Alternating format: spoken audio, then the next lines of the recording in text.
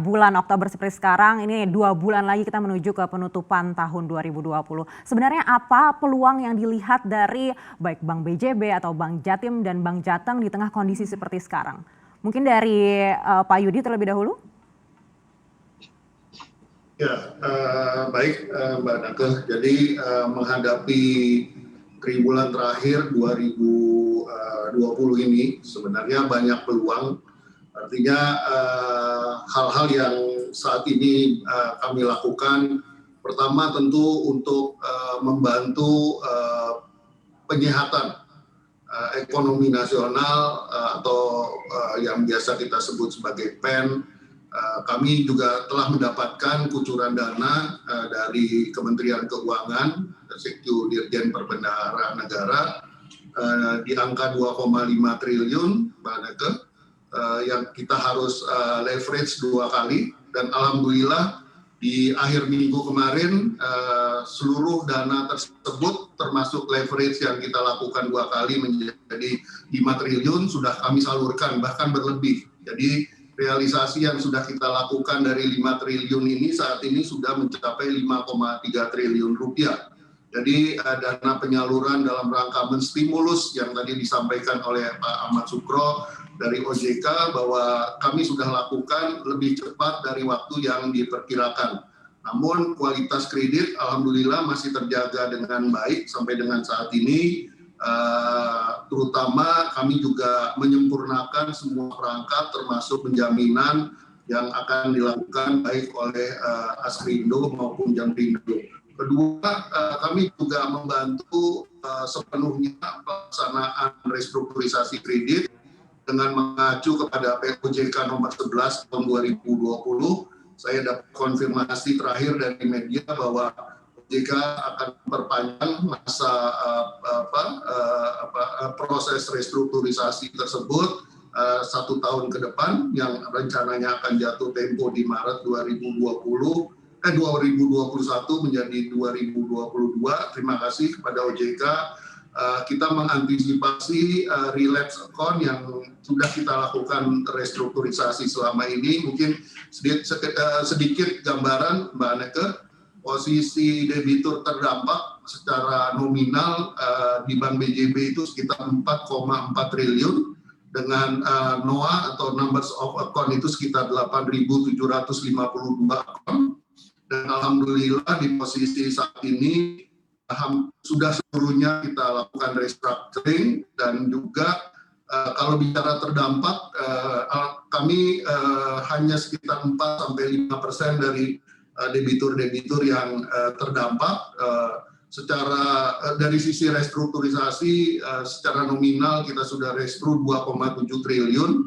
Jadi kalau lihat ada 4,4 dengan 2,7 ada gap sekitar 1,7 triliun. Itu kami nyatakan untuk konservatif buat kami, untuk agar kami bisa jaga 1,7 itu tidak dilakukan upaya restrukturisasi kredit. Jadi tidak mengajukan upaya restrukturisasi kredit, tapi kami masuk kategorikan sebagai debitur terdampak COVID. Nah, lalu apa lagi?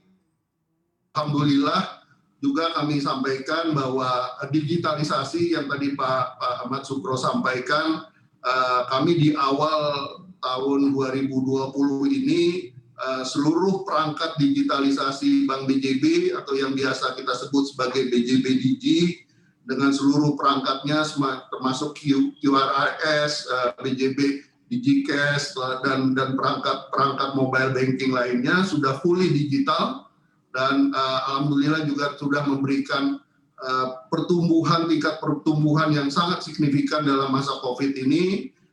Kami perkirakan akan tumbuh year on year fee based income kita dari pertumbuhan digitalisasi itu sekitar 35-40% year on year. Jadi peningkatan cukup signifikan dalam kondisi di mana fee based income kita dari kredit sebagai transaksi yang tradisional kita lakukan itu juga mengalami penurunan dari sisi NII karena dan suku bunganya juga cukup turun signifikan. Tapi ternyata bisa kita kompensasikan dengan perangkat e-channel kita dari digitalisasi yang sudah kita lakukan. Kita tetap di tahun ini dan tahun depan mengeluarkan CAPEX maupun OPEX yang cukup signifikan di dalam terus mengupgrade kita punya infrastruktur IT dalam mendukung rencana untuk melakukan digitalisasi. Mungkin itu beberapa hal yang ingin kami sampaikan. Selain itu juga mungkin saya ingin sampaikan bahwa program UMKM juga menjadi salah satu targeted kita, UMKM dan kredit produktif yang kita terus tumbuh. Saat ini secara persentase portfolio segmen kami itu ada di sekitar 65 dan 35% yang produktif. Sebagian besar